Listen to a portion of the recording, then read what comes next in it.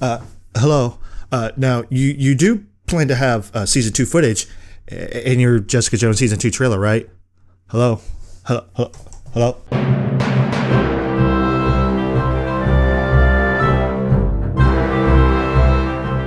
Hey there guys, Mikey here, and welcome to the Comic Junkies Corner. So today, we're going to talk about Jessica Jones Season 2. The trailer dropped not too long ago, and I figured, hey, let's make a video and talk about it. I know, it's Thursday, and I usually talk about trailers on Tuesday, so what's going on? Well, to be honest, I wanted to talk about Season 1 a little bit too, so I would give a review of Season 1, Jessica Jones, and then talk about Jessica Jones Season 2 trailer in one video. 2 for 1 deal, but you can't find that at Walmart. So if you're wondering why all of a sudden I want to review Jessica Jones Season 1, well, the trailer dropped and I posted a poll on Twitter and,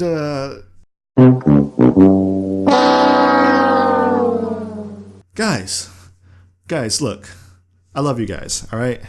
But, I mean, I don't want to say I'm disappointed, but I'm disappointed. How could you not know who Jessica Jones is? Okay, full disclosure.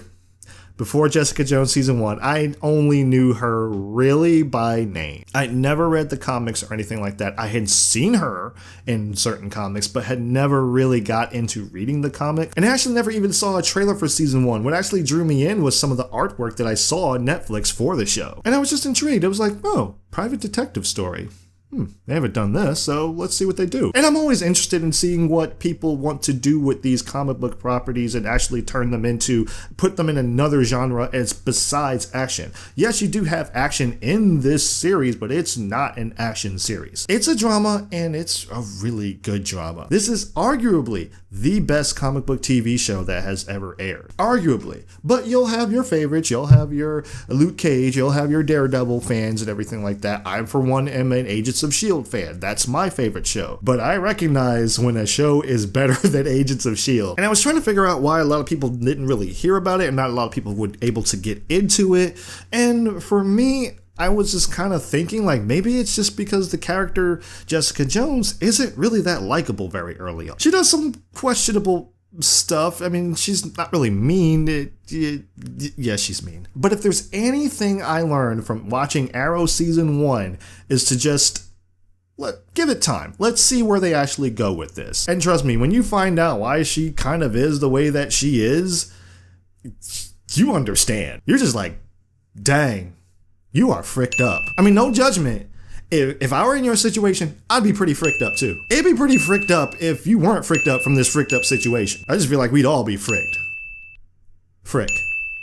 That's better. No. In all seriousness, you really do understand and you kind of sympathize with this character. And you kind of understand why there's people that want to really help her in her agenda. Even though she does kind of have a tendency to push people away, but you do understand her emotions and where she's coming from. And then there's the villain. There's very few fictional characters that I will say that I despise on a personal level. That's this one.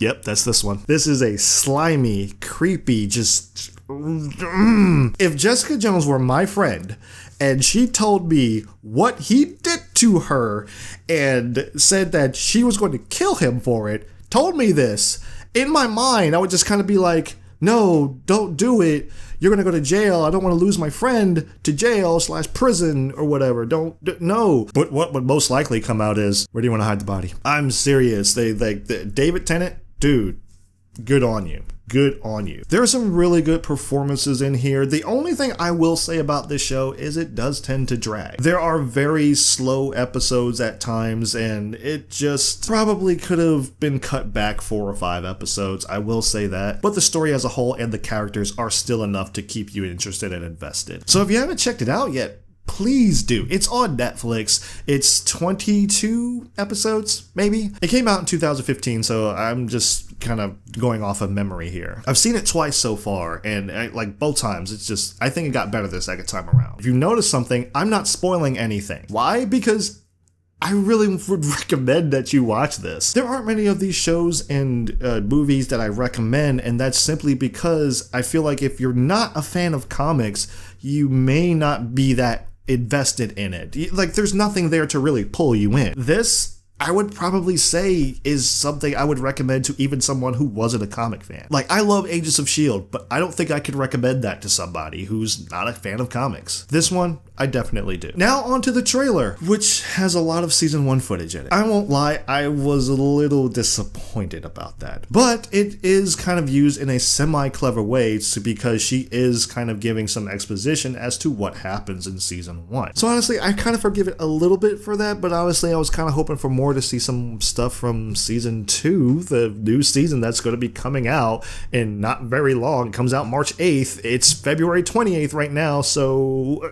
it's February 28th as I'm recording this, I should probably say that. But they kind of made up for it. I kind of saw another trailer on Instagram, and I was like, okay, I'm a little bit more invested in this now. Not that I wasn't before, but now I'm just a little bit more invested in it. I like how you're kind of reintroduced to Jessica after the events of season 1 and also after the events of the Defenders. She's kind of dealing with her anger issues and her just internal problems to try to become a better person. And to be honest, I would probably say that Jessica was one of the better characters in The Defenders, mainly because you got to see that she had grown a lot from Jessica Jones season 1. And maybe this show is actually going to expand upon that and you get to see where this character goes from there. But it's not going to be an MCU show without some kind of villain, so you know somebody's going to be there to mess things up for her. I don't know if the villain will be as good as David Tennant was in the villain role in the first season because, man, but I am kind of intrigued. The trailers kind of give you just enough, to understand like what the tone of the show is